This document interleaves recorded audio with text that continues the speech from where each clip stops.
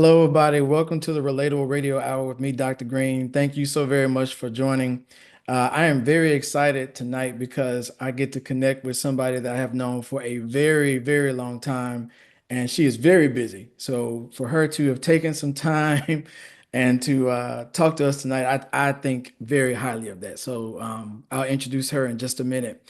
But tonight we're going to talk about the art of pivoting. And I think that it's so important to continue to talk about this. We've talked about it in past episodes, but I think it's also good to have different people to come in and talk about how they've been able to do this.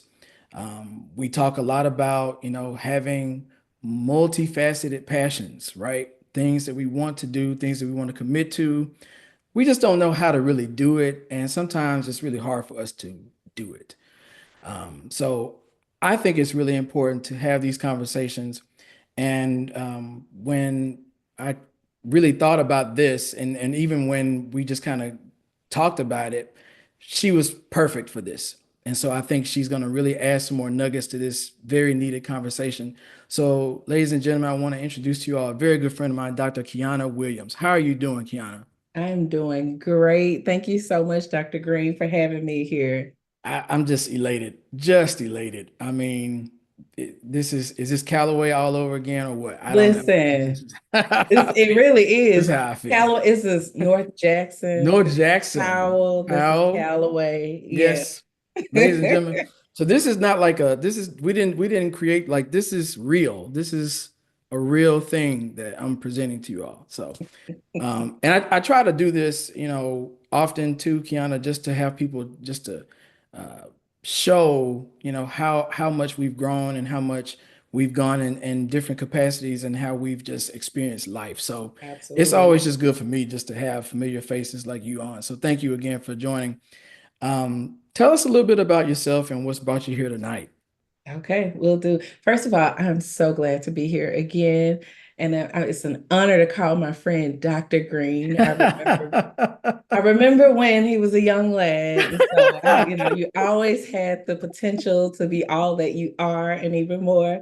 So this is just wonderful. This feels really great. A little bit about me. So born and raised, obviously, as we've just stated, we both come from the same city, Jackson, Mississippi. Went to high school there, went to Jackson State University. I got my bachelor's degree in music education, emphasis in piano. After my bachelor's, I stayed around and got a master's degree in music education as well, with the emphasis in voice.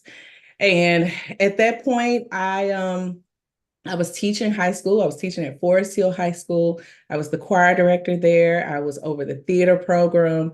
I was arranging music for the marching band. I was putting on productions and musicals and working in my church. My father's a pastor in the city as well.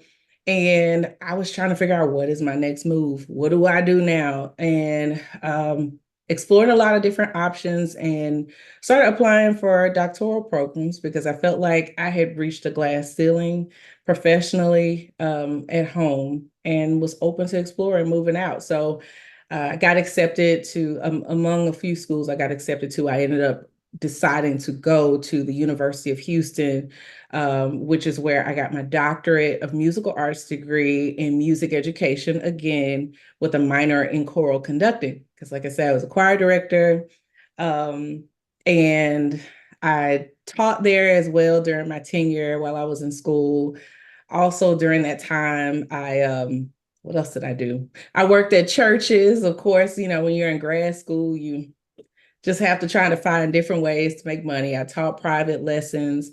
Um, and from there, I mean, I don't want to share everything because some of it is going to be a part of what we'll talk about, kind of the pivoting that happened. But all of that has led up to where I am today. Today, I'm Associate Director of School and Educator Engagement with Houston Grand Opera, which is the third largest opera company in the country of the United States. I work on all programs that go into any school communities. I put on professional development sessions for teachers and administrators and oversee our high school voice studio, which are really talented juniors and seniors who go on to major in voice. among so many other things. But that is kind of a short view. I'm sorry, I go long, but that's a short view of where I've Yeah. been. But I do always describe myself as a multi-passionate person. And Mhm. through that multi-passionate part of who I am, I have pivoted many times along the way. And so I'm looking forward to having this conversation. Absolutely. Again, you really just are bringing in the forefront how knowledgeable you are about this particular topic. So I really appreciate you taking some time. And as you just kind of shared, your trajectory, the short version of it, I keep hearing music. Hmm. Music has been a part Ah, yeah. of your life for a very long time, as mine as well. We're both music lovers and we're both, singers, and we've, been in that world for quite some time. What is it about music that really just transformed your life and, made you want to continue to go after it? Okay. So I'm gonna give you this fluffy answer first. Some people say I've been a musician my whole life. I was Hmm. born a musician. No, honestly, I'm gonna give you a funny story. So my mom and my dad tell this story all the time of when my mom was pregnant with me. She and my sister, who's 6 years older than me, were in a car. Nothing was running, anything. And all of a sudden they heard a baby crying. And my mom said she could feel that it was coming from her stomach. She could feel the vibrations, but she didn't want to scare my sister. She said it kind of scared her a little bit. And she said, my sister said, Mommy, that baby is crying in your stomach. And so once I was born and just immediately gravitated to singing. My family said I was always walking around the house singing. I remember just singing everything. My mom said she thought back on it and thought she was probably singing and not crying in my stomach. So just a little funny aside. But Wow. that I just always thought that was a crazy story. Or maybe it's a tall tale my parents kind of put a spin on after a while. Probably was a baby somewhere down the street crying and they Yeah, thought it maybe was they coming in. had to But make it, but the story feels better, to think that yeah. I was crying in my mom's I stomach. I So, like it. I mean, you it know, had a nice ring to it to me. it So works, yeah, it goes over well when you're telling your story. So, I like it. but no, I mean, literally as a kid, my first dream was to be a Whitney Houston impersonator because I would walk around with my little cassette tape player and play Whitney Houston, and I just wanted to sing just like her. And while I had other interests in other things, I definitely once I got older and was in school, I was always involved in like choir. We had an honor choir when we were in elementary school. And then I played piano. I was really shy about singing solos. I was comfortable being in a choir, being a part of a group, and I still love being a part of an ensemble. That still feels very good. But because I was so scared of singing, I decided to go into piano, and that felt comfortable for me. But I went to a performing arts middle school, and we didn't get to participate in choir. So I went to my middle school choir director at my school and said, I'm sorry, I know I don't get to be in the class, but is there any way I can be in the choir? I can sing. I want to be in choir. And she was like, well, let me hear you. Let me see you sight read. I had never really sight read. We sung with music in elementary school, but I realized, like, wait a minute, I know how to read music as a piano player. I could probably follow this. And I did. And she was like, you're in. So I've been singing ever since then. And it wasn't until high school that I was like, probably sophomore year. Our high school choir director used to make us at the beginning of the school year, everybody had to sing a solo. Mhm. It was terrifying. Yes, yes, Um, it and I was. remember I sung a song. Sherman was in that class I my was. sophomore year, and Hmm. I sung When Sunday Comes by Daryl Hmm. Coley. And it was a song that meant so much to me. And she let me turn my back to the class, and I closed Yeah, my eyes and yeah. I sung it. And I realized once I finished, it had been completely silent. And I turned around and the Mhm. class went, ah! Kiana, we didn't know you could sing. Yeah. And from then on, I just got the bug. I was like, oh, I can sing. Y'all like it?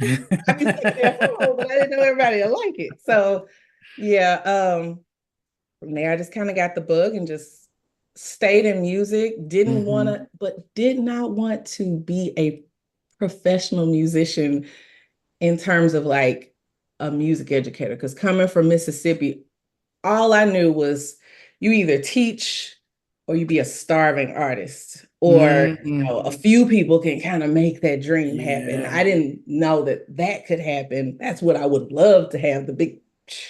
Right. But my parents, my high school choir director, who I looked up to so much, she was my mentor, all pushed me like you are good at Hmm. teaching because I was student conductor. Like Hmm.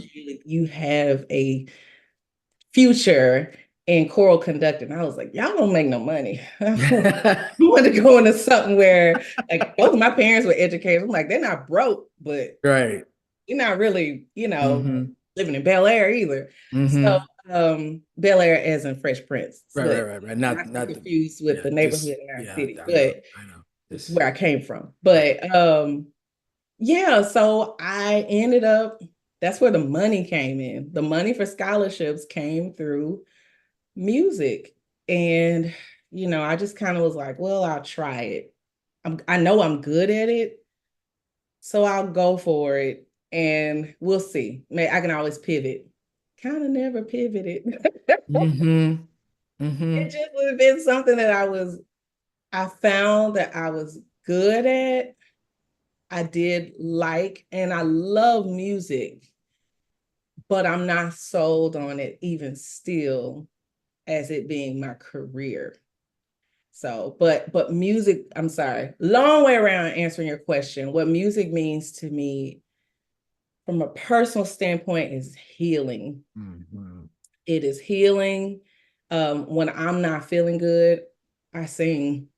If my spirit is disturbed, I sing. When I'm happy, I sing. My friends can tell you, we could be talking about something, and if they say a word, I'm gonna bust out in a song about that word. That's just who I am. So music is just something, it's a salve, if you will, Hmm. for all times. So that's Hmm. what it means to me. And I've watched people having the opportunity to sing at funerals, watched people who came in downtrodden lift their heads up. I've sung at weddings and sing and had people tell me like that was the best part of my day. I don't Hmm. remember anything else from my wedding day, but I remember when you sung Hmm. this song. Hmm. So I know the power that it has. And I'm just so grateful that God has chosen me to be a vessel Hmm. to inspire others, to encourage others, and encourage myself and inspire myself through the gift of music. Hmm. So music is just so I mean, it's so integral. Like when you catch that bug for music, I mean, it's hard to get off your skin. Yes, It's virtually impossible. yes, As you were saying a lot of that, I mean, I was checking the boxes right there with you. I mean, it's something to be the vessel of yeah. using music to help other people through their situations and hearing that you were the best part of their day. You go in kind of just doing what you do, but you're not really, you're not in the minds of someone else that's listening to you. And it's when they come up to you and they tell you how you have helped them or you've healed them from the words and the way that minister the song in church. That is just, I mean, it's a great feeling. I mean, it's Hmm. a great feeling to be used in that capacity. Hmm. Um, and we got to give a shout out to Missy Zell. I know you kind of like just said you're a choir teacher, and we giving a shout out to Missy Zell because Missy Zell Yes. was a pusher. When she saw the talent in her people, she was a pusher. She was a huge motivator for me as well. I Hmm. know you mentioned that for her with you. Um, but yeah, I mean, even still, when I'm singing in front of people, like when we had to turn our backs to I still feel that anxiety a little bit, but I think about those moments, like when we were Hmm. preparing to sing in front of people, like, we were able to face people eventually, and to do it and do it well. But like, yeah, that's a tough time transitioning from that place of being shy and then kind of owning your talent in that space. Um, so many things I want to go back to. You mentioned, music and how important it was for you. You went into college. You were well equipped to go into college because you had, you were a great student conductor. You had the music kind of on deck as far as playing piano and singing and reading. How was it, making that transformation to college, and which ultimately led to you pivoting in another direction too? Yeah.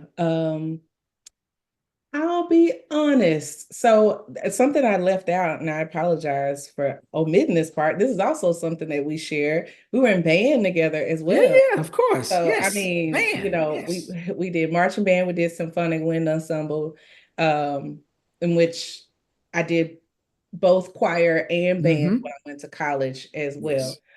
Transitioning from high school to college, from a choral standpoint, was not difficult at all. I felt, if I'm being honest, I felt more challenged poorly in high school than I did in college. However, in college, what I learned in my college choral experience, what I gained from that experience was my college choir director, Cortez Castilla, who's no longer with us, but who was so instrumental in my continuously in my life, musically, was um a really rich history of Black Americans roles in choral music. He was a Black spiritual, African American spiritual scholar, if you will. And so he shared so much valuable information that helped me then start to really understand even more what I was singing about.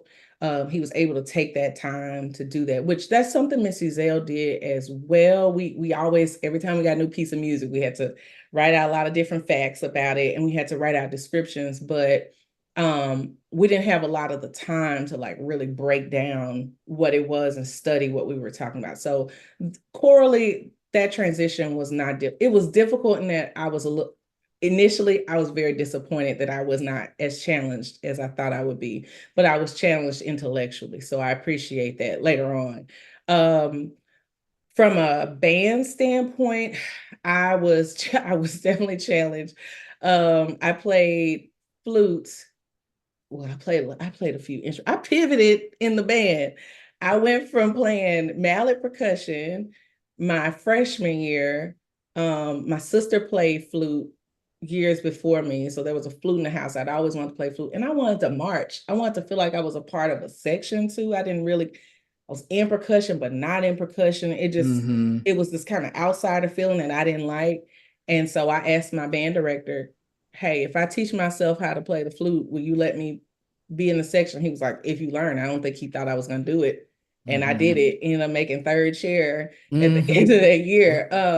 And so I played flute in high school. When I got to college, man, I was around young ladies who, I mean, we're all staters who came from other states who were really good, who majored in flute. We marched piccolos in the Sonic Boom of the South. Um, I only played piccolo for 1 year in high school. So I had to like really work really hard. I had to practice a lot to transition. And because for me, I don't ever want to be the weakest link. Y'all not gonna talk about me. So I did whatever I had to do to practice really hard to try to get my chops up as strongly as the young ladies in my section. So that was a little challenging, but I feel like I got pretty good. I wasn't as good as I would have wanted to be, but I got good enough to where I Mm-hmm. was a vital part of the program.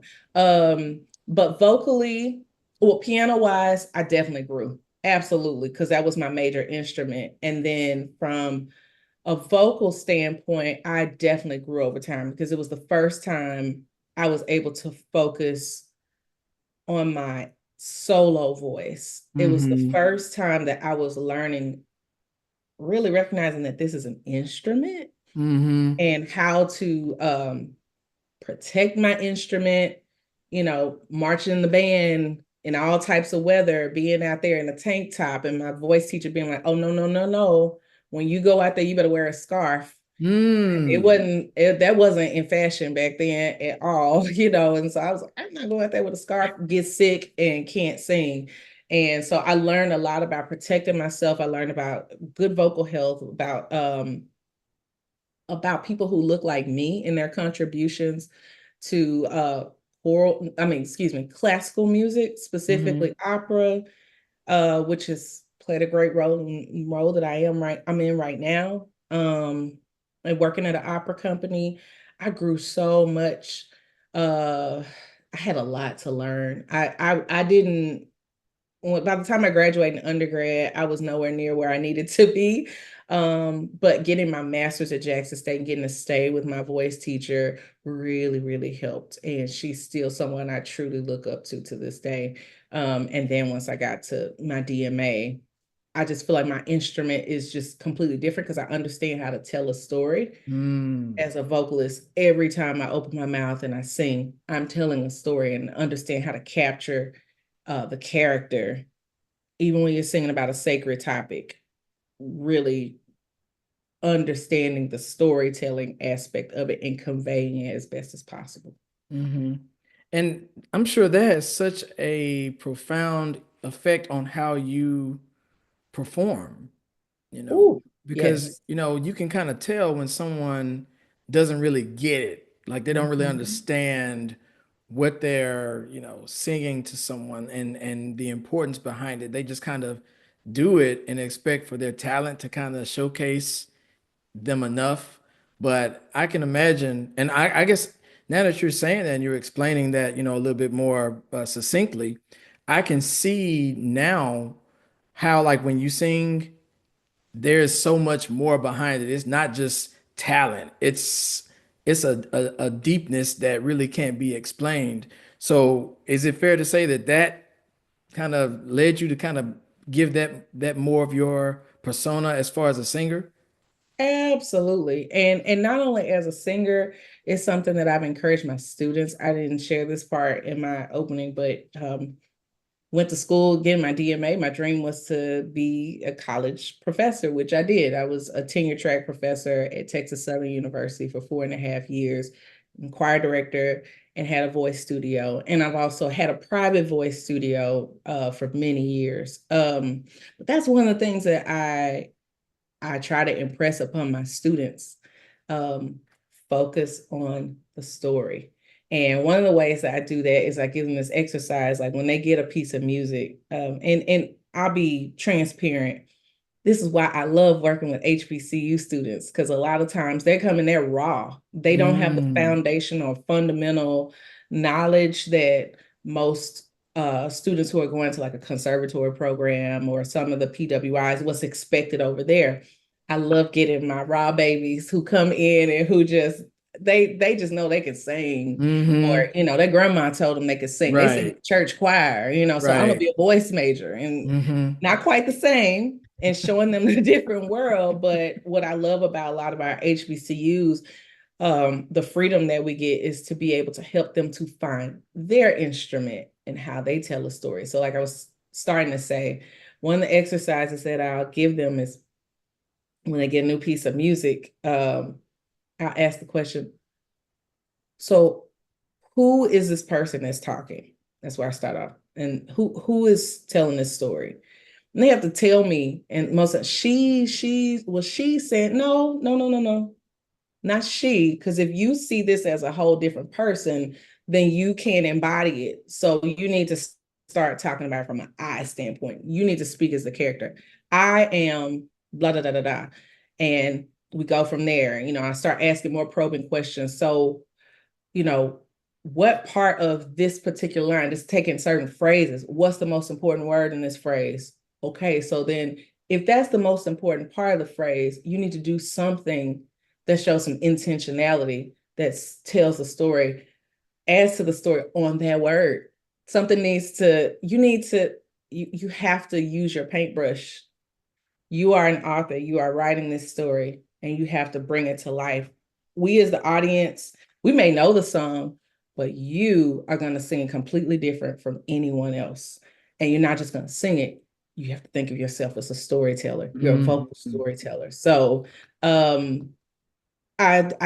just, that's something I think that's important. My students that have caught the grasp of that, I've seen them grow exponentially, even still. Some of my former students, because I no longer teach there, but I still keep in touch with them. They're always like, I want to sing you something sung, and get your thoughts on it. And so just hearing the growth makes me so happy. And when they speak that way as an intelligent and informed artist, because and that's another thing, I don't call them singers, I call them artists, or I'll say creatives, in my emails. Hello creatives, hello musical artists, your artistry, because you have to see it through that lens. Otherwise it's just gonna be a thing. Mhm. If you singing something on the radio, tell the story. Mhm. That's so important. Mm-hmm. That is so important.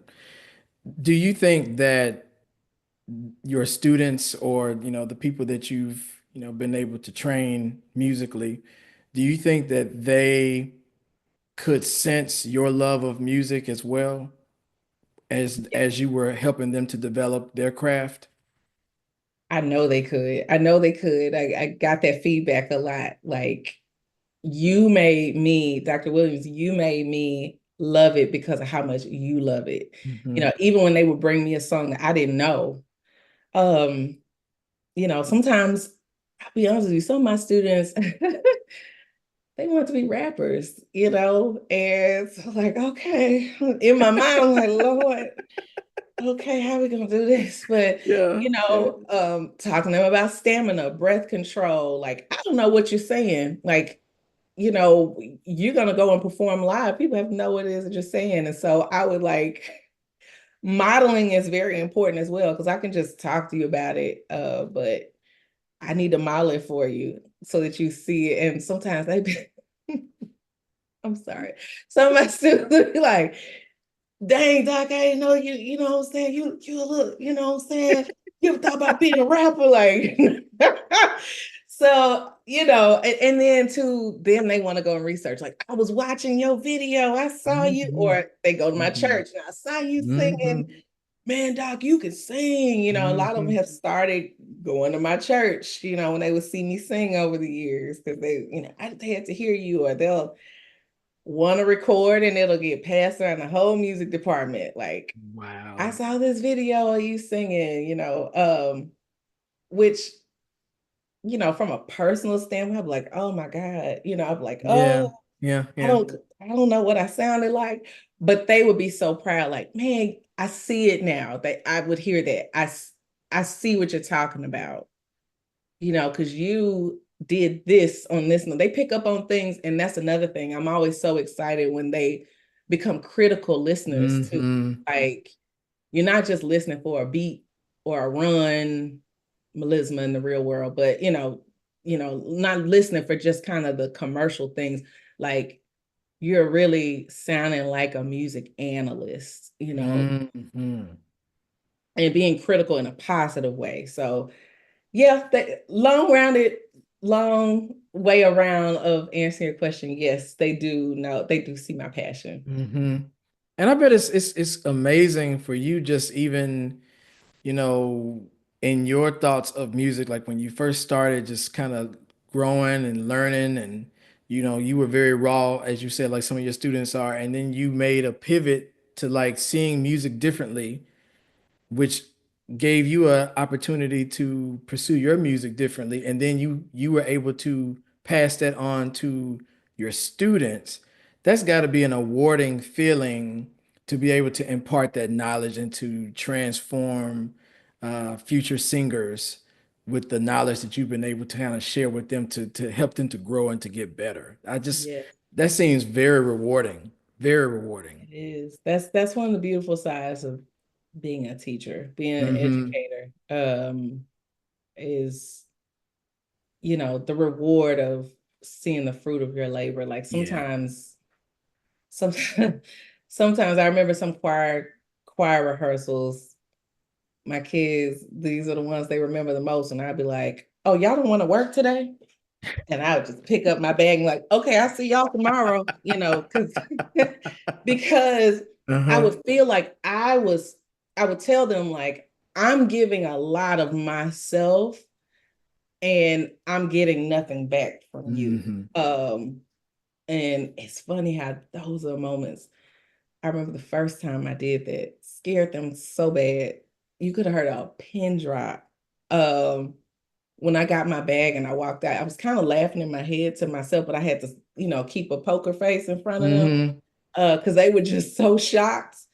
Like, she's dead serious. She's leaving. And I did. And I was like, I have to stay, Kiana, you have to stay committed to this. Yeah, you gotta get to this Took my mission. bag and You, kept you, walking you all the you way made down a the big hall. At scene. first, You I was gotta going, commit. You gotta I'm gonna commit. turn around and go back. Now, see, I could have left, and I was like, no, I have to prove a point. Hmm. So I left. That year, that never happened again. I never had Wow. to do that again. It scared them bad. I got all kinds of text messages. I am so sorry. We are so sorry, Dr. Williams. We are practicing now. They told me that they stayed and they practiced for another 2 hours in sectionals just to Wow. get it right because they didn't want to see that side. But those are the little things that, Hmm. sometimes you're like, man, y'all are all right, maybe I didn't waste my time doing this, because Yeah. it's teaching, educating is a labor of love.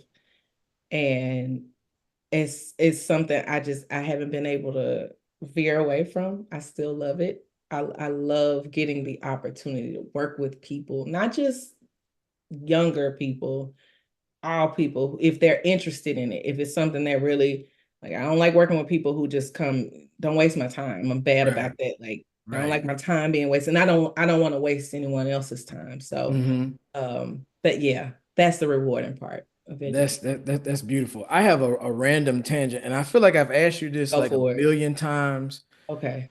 But what is it called Okay. when like because I don't know notes. I never really knew them. Maybe at one point in time I maybe pretended You like I did did. in band Oh, or something. I don't you know. did It's a just good job. that's out of my Pretend. brain. Okay, that's great. Great. I'm glad I put it off. But what is it called when you know how something goes? Like I can remember the notes of songs. Like I know what key it's in. Like I can sing it, but I have no idea of what it is. Like what note it is. Like what is that called? Because I don't know You're what that is. talking about like you can hear, like, say it again. Like let's see. There's a Drew Hill song called we're not making love. It Mm-hmm. goes, we're not making love no more. Mm-hmm. I know that. I know how it sounds. I know how every song sounds, but I don't know Mm-hmm. what key it's in, and I don't know how I Okay. know that note. I don't Like know perfect what this pitch called. or They call it relative perfect pitch. pitch. Well, perfect pitch is, yeah, like people who can like recall a key, Okay. like the key of a song, like what key it's in. Most of the time, like it can be defined. Most of the time, it's defined like textbook wise. Like perfect pitch would be you hear a note, like E flat or something, or C sharp, whatever. I, Hmm. I don't have perfect pitch. I have what's known as relative pitch. Okay. So, I think that's more so what you're referring to is like relative pitch. Relative pitch. Okay. So Yeah. if I remember songs just like what notes that they are, that just means that I can relatively remember them. Mm-hmm. Mm-hmm. Mm-hmm. Okay. You relate it to what you heard before. Oh, okay. Just Okay. think about the root word relate. Yeah. Really? Okay. Mm-hmm. Now I'll Mm-hmm. probably remember that because you Mm-hmm. said it like that. I'll probably Yeah. remember that. Mm-hmm. Okay. Well, I appreciate you answering that because I've been really like Yeah. wanting to ask that question. I'm the same way. I remember songs in the key Yeah. that they're supposed to be in, and I Yes. can tell when it's not. Like, Yes. I can tell when why it's is this not. in a different key? Yeah. Yeah. Yeah. There have been a few times. when I've led a song at church, and I think on a keyboard they can put something on Transpose. the, and Hmm. what's it called? Transpose. Yes, they can transpose, Hmm. and he was getting it, like getting it, and it was wrong. And I went over and I was like, "Hey man, that's the wrong key, that's the wrong." And he was like, "Oh, I didn't that's transpose." I said, "I didn't transpose." He And he took it off, and I was couldn't like, play it in the original key. That's what it is. "Right, yeah, I He need it could in the play it original." in B flat, but it Yeah, was there you go. But it supposed to was be like an F sharp. it was Yeah. wrong. It was so wrong. I was like, "Oh nah, this too high. I know I ain't about to do this." So I just always wanted to know what that really was. So I Relative. appreciate you. I really appreciate that. You're welcome. I'll send you a bill, invoice. Listen, and it will be received. Amen.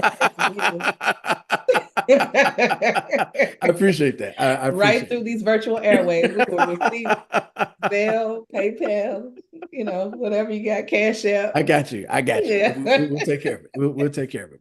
I promise. We got you. So, you have experienced a lot at this point. You've gotten your education. You've Mm. had some careers at this point. You've started to, teach kids and all the things that you were involved with. When did it start to kind of veer for you as it relates to just pivoting to different things that you were good at? Because this current role that you're in, I know that there were multiple things that led you there, but that art of pivoting, which is something that I really, really want to continue to, dish out to my people. You have to know when to do it, the time to do it, the season to do it, and to have that leap of faith energy to do it. So talk to us a little bit about when that really started for you. Sure. So, I say it like this because there may be somebody who's going through something similar to what I've experienced in my journey. So, like I said, I was teaching in Jackson, teaching at Forest Hill High School.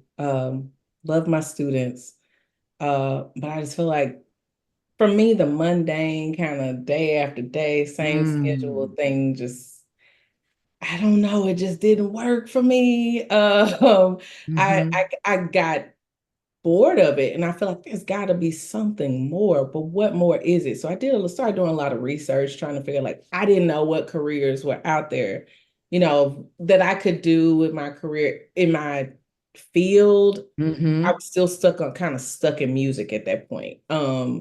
So I even ventured to think about like music business because I was very interested in industry stuff, like how to pivot there. So I talked to friends, and my people would connect me with different people in the industry. I had conversations, and they kind of, I'm grateful for the conversations, but they kind of never really went anywhere.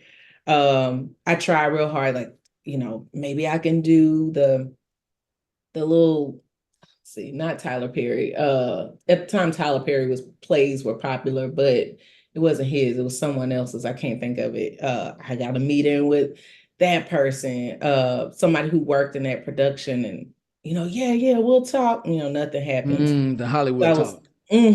so Hmm. I was like, well, I'm gonna go the safe route and get another degree. Because then at least I have the option, if I want to continue to teach, I can teach on the collegiate level. I can't just do it from here. So while I was in my DMA program, I started getting really sick. Um, I'm not gonna go into all the stuff, but I just started getting really sick. And so to the point to where it was interfering with my schooling, and talked to who was then the department, not department chair. He was over the school of music because I was in the school of music. And he was like, have you thought about a medical leave, like taking medical leave? I didn't know what that was. And so I did it. I was playing for a church. And for a while, that was all I did was play for a church. I took the medical leave. I was very sick. In that time frame, I don't mind sharing this. That's when I got diagnosed with lupus. Hmm. Um, and so once I got to a place to where physically I was able to start back working because I could not work for a while because of how ill I was during that season, I went to a teacher job fair at the United Way. Mm. And I was there and I see this sign, I'm going around just like, I guess I'll go back in the classroom. It's not really what I want to do, but that's what I know. That's my specialty area. And I see this big sign, a banner, one of the booths, Houston Grand Opera. I know Houston Grand Opera. I'm like, why are they here in a teacher job fair? So I go over, like, let me just find out. I love opera, so let me just go see what's going on. And they were like, oh, we have this role, and we're looking for a teacher, someone with a teaching background. And so I read the role and I was like, whoa, this is me. Like, Mm-hmm. this has me written all over it. And I don't usually feel that way about roles. It's Yeah. very far and few in between. I see a role, I'm like, whoa, I'm really excited about this. Went home, applied, in a nutshell, end up getting a job. So that was my first pivot out of the classroom. I was able to use my teaching Mm-hmm. experience.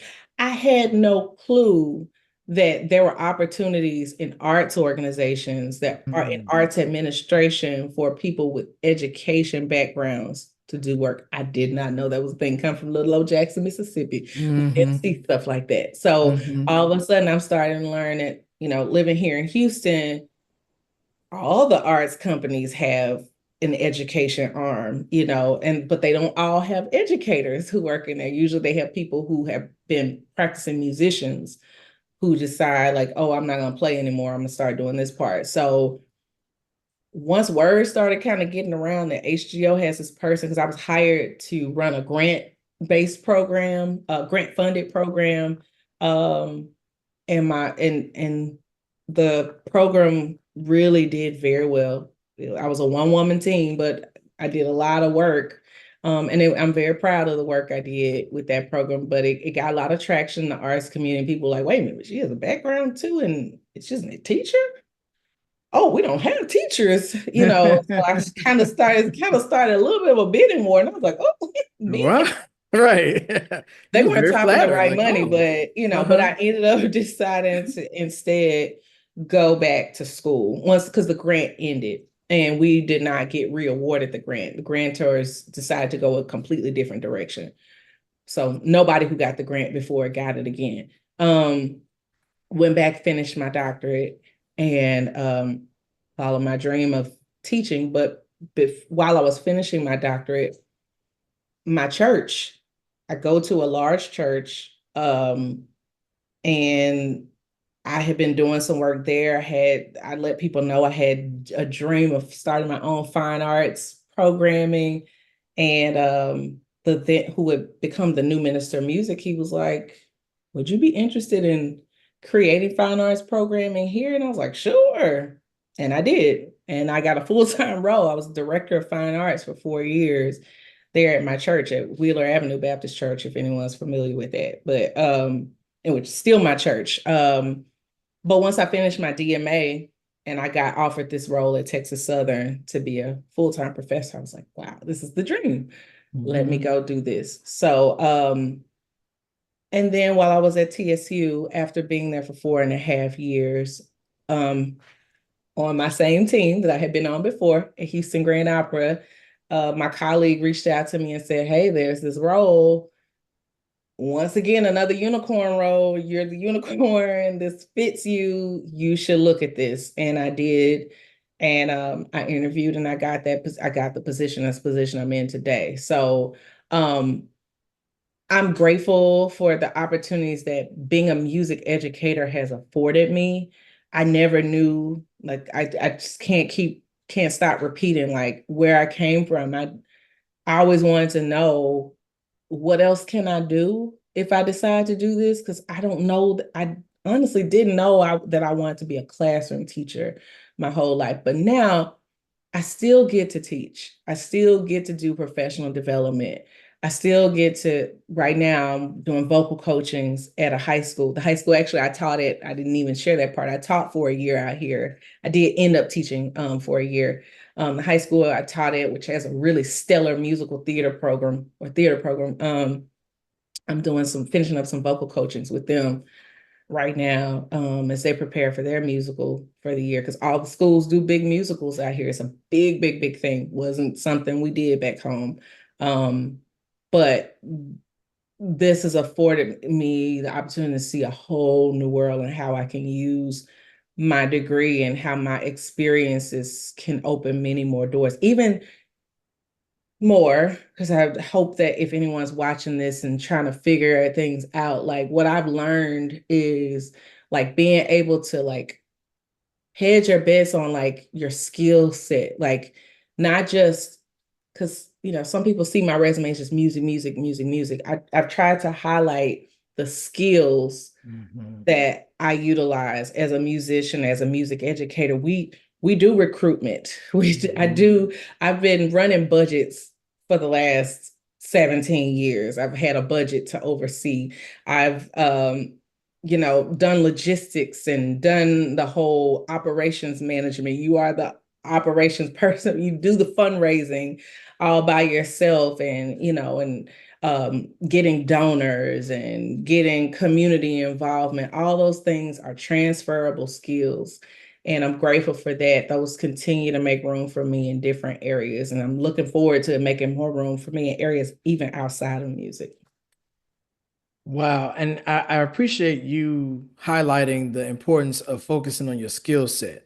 Mhm. A lot of times people can think that, oh, I've been doing this for years and nobody's going to really see anything different that I've done. But everything that we do in every season is, really preparing us to do something else. But you Yes. have to have that fortitude to know to highlight the proper skills in order to do that. Was that something that you were aware of, or Mhm. how did you grasp that concept? Because I don't think a lot of people have that. I think that's something that a lot of people have somebody else to, present to them. I'm sure you just kind of sharing that has opened the eyes of someone else that's watching, but how did you manage to kind of gain that concept of doing that? That's so important to do. I'm glad you asked that question because I remember there have been times over the course of like specifically like my professional career where somebody would ask me to, I don't know, I'm trying to think of something. Can you help me? Can you help me write this lesson plan? And I would, and I'd be like, why did I do that? Why did I take out time to do that? Or, Yeah. hey, do you mind coming and doing this professional development session? I can't pay you anything, but could you come and do? Uh, yeah, sure. And I do, and I'm like, man, why did I do that? And so I remember, I remember there was a period of time where I was just like, I've done so much for so many people, and I don't know why I've done all these things. Like it hasn't manifested into anything for me.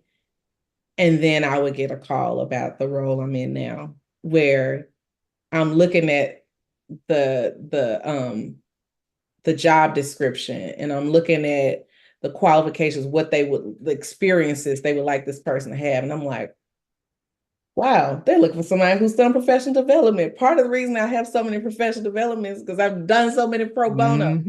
but Hmm. I've done them and I can Hmm. talk about these sessions that I've done.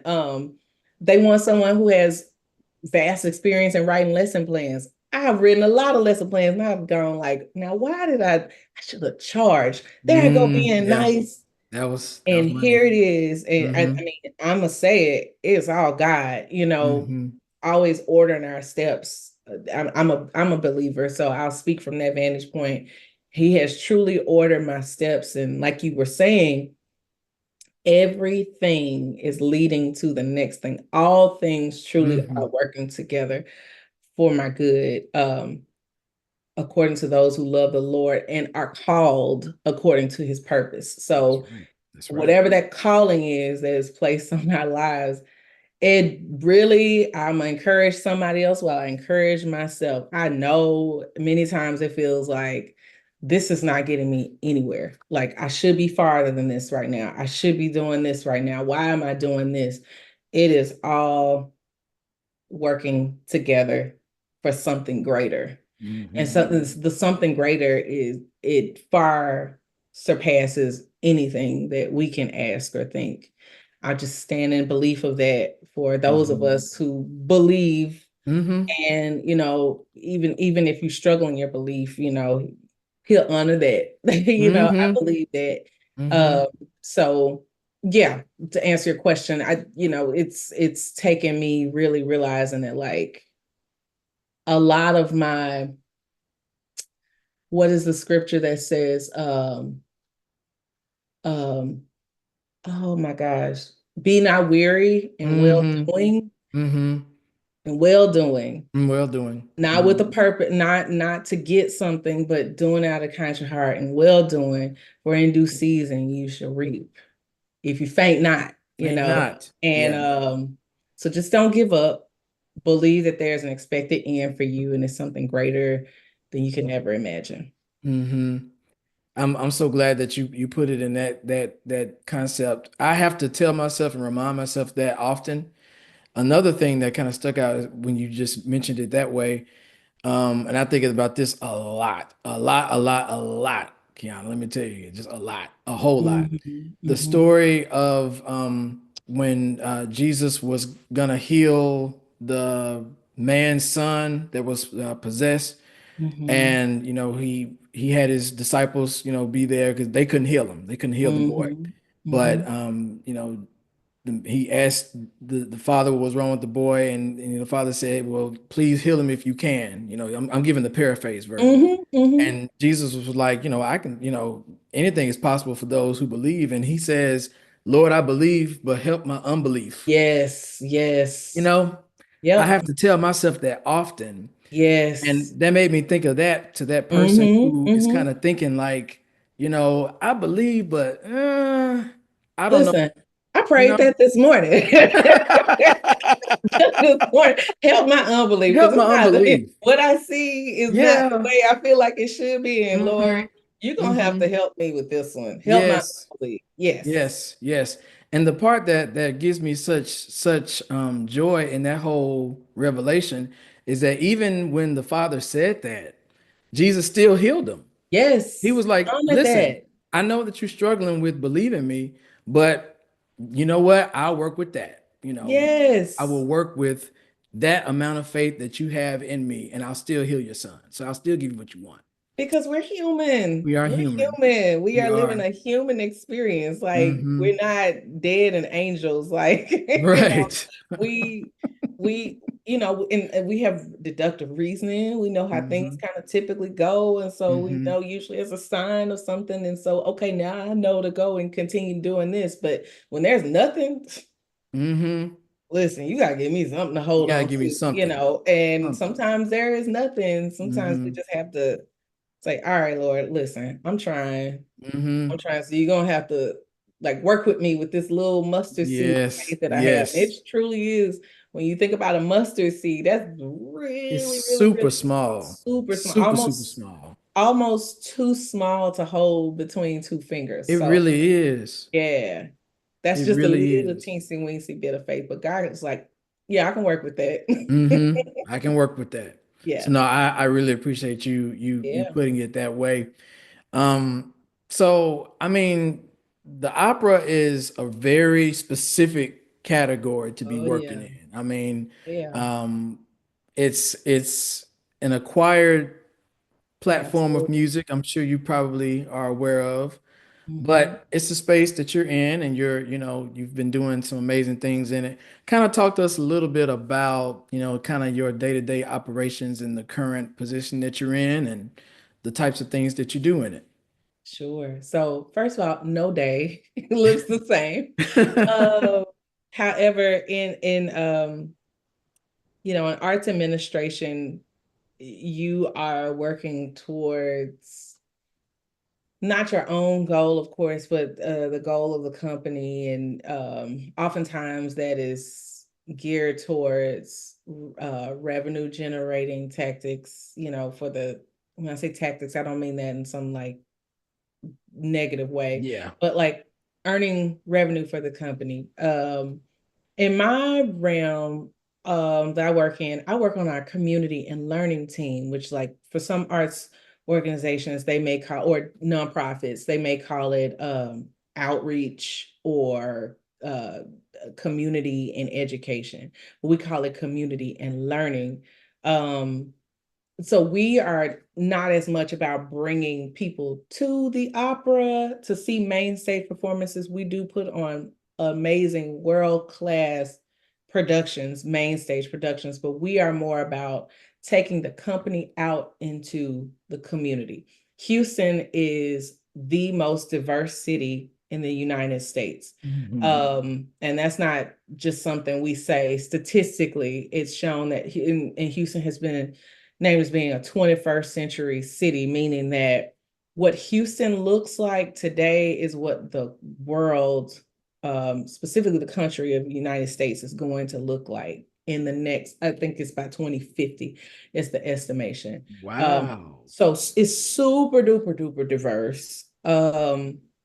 And so one of the things that I love about working on the team that I'm on is we are charged with finding very creative ways to get people engaged through opera in different communities. Like, and one of the things that when we go out and we do our education programs, my teaching artists, I manage this season. I manage 24 teaching artists who go out and do our programming, and they always do this thing at the top of where they say, "Opera is." We break it down because opera is words, Mm.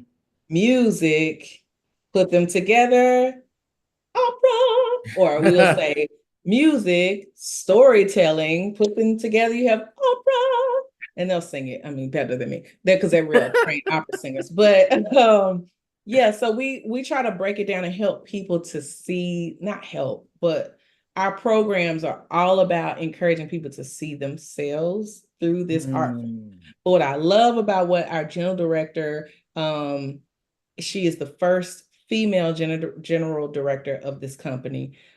She is a woman of color. She has said our mission statement has been adjusted to talk about everything that we do is about creating these really enriching and empowering experiencing using the power of the human voice. And what she's let us know, charged us on our team to say, the power of the human voice is not just through this niche opera genre. Human voice can be used in spoken word, it can be used in rap, it can be used in gospel, it can be used in hip hop, country, whatever the genre may be. So a lot of the programs that we do, especially when we go out into schools, we're not telling them you're going to sing opera. We don't even always go out and sing opera, but we tell them use your voice. What is your voice? Mm. Your voice has power. So they're using, like, for instance, I'll give an example. One of the programs that tends, well, I should say, let me start off by saying the main program we have that goes out almost every day is our Opera to Go touring opera. It's a family-friendly, child-friendly performance, 45 minutes, and then they have 15 minutes of Q&A at the end. Every season it changes. It's a different production. This year we're doing a production called Mo Willems' bite-sized opera. So Mo Willems is this children's author. He has fashioned himself as like the new age Dr. Seuss. And Mm. so the kids, the little kids, they see the characters, they know exactly who he is. When I tell you, we did performances, free performances at a park, a big popular park here last week, 3 days, and kids showed up with the stuffed animals of because these characters are so beloved, and my kids love them, the children's opera. But this is the first year we've ever done an English Spanish bilingual version of it. Is really fun, very exciting. Lots of families love to come. We had over, in total, I think across the 3 days, we saw almost 3,000 Wow. families, children, and families that came. Schools too. Schools bring groups to come, but that goes out every day. Or 3 days a week, I should say. And then we, like I said, we have teaching artists, have about 22 of them who go out and do a lot of early childhood programming. We have one called Sing, Move, Play, where they use instruments and all the stuff that we used to have, like sometimes in we didn't have a gym class, but they have gym out here, PE. We had PE, but PE was more like recess when we were in elementary school. You Yeah, know, that was just like go it outside looks and a little, it looks a little different now. They actually have like PE, and then they Oh, have so it's like structured. yes, PE is Oh, yeah, like we didn't have. think middle school Mm-mm. PE. They haven't had that in elementary school here, but they have like the big parachutes, and they have instruments, drums, and tambourine shakers, and flags and ribbons, Wow. where they are playing all these games and singing all these songs, and they're learning. The kids don't even realize that they're learning all the songs from one particular opera. So we have like 6 different options they can choose from. We do Carmen, we do Magic Flute, we do Marriage of Figaro, Italian hits, that kind of stuff. And then we have our residency program for our high schools, middle school and high schools, where they go out and they for 12 sessions. We have 2 teaching artists that go, and the students pick the topic, but they write, direct, produce, perform, create the costumes for their own opera. And when I say opera, I'll use air quotes because the genre can look like anything, but they create it, and it's always so much fun. And the kids love it. We did one last season where these are high school students, inner city, urban high school kids, and they wanted to do it on bullying. And they loved it. They want us to come back again. We're going back again this year to that school. Had another one where fifth graders chose that they wanted to talk about the resistance, Gaza, Palestine, Israel conflict. Wow. And so we have another museum here in the city, the Holocaust Museum of Houston. They have a curriculum, this upstander curriculum about being an upstander in your community, meaning like, are you going to stand up for what's right, regardless of what other people think? So they wrote an opera based off that, and it was beautiful. They performed it for their parents. And so those are just a few of the programs. We do a lot on my team, a It sounds whole like it. lot. Mm-hmm. And like tomorrow night, I'm hosting a workshop for families. One of our main stage productions, we're doing Cinderella this year. And so I have people who are coming, teachers, anybody can come. They're going to come and hear a talk about, I don't know if this is something that's nationwide. I think it is, about a lot of people banning books. A lot of school districts have been banning a lot of books, but we're going to talk about like centered around kind of Cinderella, like storytelling and thinking about the story of Cinderella, like navigating challenging family dynamics. And so I also have a guest speaker who's coming from um, LGBTQIA youth program, who's going to talk about chosen family versus given family, and finding love and finding support in spaces through books. And so I also have a guest speaker who's coming from Houston Public Library, who's going to talk about some of those books and resources that are there, so that people who are in the audience can, be upstanders, if you will, Mm-hmm. going back to that, recalling that. And it's going to be exciting. And then they'll get to see the production of Cinderella right after that. So Wow. What I love to hear is just the music still being, in your life, but look how it just blossomed and propelled you in such a different capacity, right? yeah. And I think that's something that we all need to remember is that, when you kind of focus on the love of something, it really can blossom into several opportunities Mhm. for you. And I'm just so grateful that you were able to experience it and share that insight with others on this platform. What would you say to someone who maybe never really thought about pivoting, but definitely is in a place where they know they gotta make a move somehow? What would you say to that person that's kind of struggling with that concept?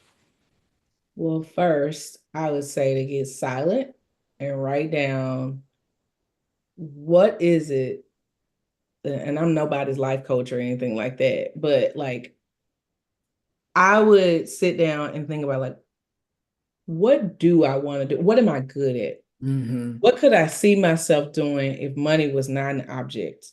Starting from there, just kind of start to scaffold and write down, okay, so what are my skills in that? area. Focus on the skill set and then start to poke around. Google some of those words. Put in chat GPT. I know a lot of people don't like AI. I like it. It works for me sometimes. I don't use it for everything, but I like chat GPT. You can Hey, ask a lot of questions and as long as we use it responsibly, I I believe it think does. that's Everything perfectly needs fine. governance. That's right. It certainly needs some governing, but use it for the purpose of writing down, I'm good at this. These are things that I do. What are some careers that I could look into? Utilize all those resources and talk to people, start reaching out to people um, who do those things. LinkedIn is a great resource of just not everybody responds, but there are some people who are glad to like if you Hmm. just ask like, hey, you got 10 minutes for a virtual coffee chat or something. I'd love to Hmm. ask you about your career and how you got there. People love to talk about themselves. So so I feel like I didn't run my mouth tonight talking about myself, You're but not running. You were on the show. You were on the show. You're a but guest on the show. You have well, to. thank you. But that's I feel like those are starting points. Mhm. I love that. Find the things that build you up, Yeah. you Yeah. know, not bring you down. Hmm. And also, I'm sorry, I gotta bring my faith back into it. Pray. Hmm. Hmm. Seek the Lord, call upon Hmm. him, ask him, what is it you would have of me? I will not make a move until you tell me. Mm. And please make the path crystal clear, like Hey, without a doubt. Technicolor clear, like make it Without a shadow of a doubt. 4K. Yes, Like without a shadow like of four, doubt. yeah, like you just say Exactly. 4K. And I'm not gonna move until you do. Yes. Hmm. I'm not gonna move forward. But once you do, I give you my yes. Even if Hmm. it's something that I'm afraid of, I'm gonna do it afraid. I think availing yourself to those things. And I say that even I'm still thinking about pivoting, even Hmm. where I am today. Yeah. Yeah, because this I is don't not think it for it's me. yeah, I don't think it's ever something that is I think it's something that always stays with us. The wanting to kind of make that next move. That's just kind Mhm. of how we were created, I think. I think we Yeah. were created to go to the next thing. So, Some people, there are some people who are very comfortable, and yeah. Yeah.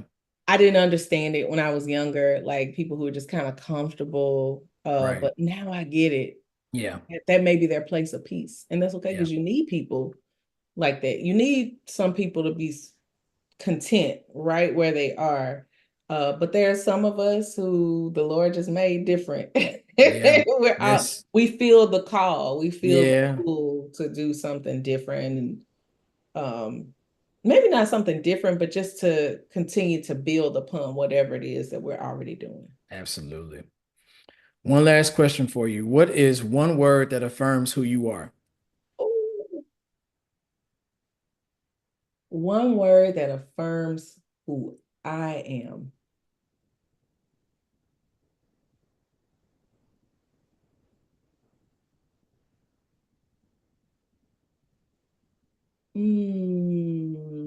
I'm sorry. Oh boy. Okay, because I got a couple of words going through my head. One word that affirms who I am.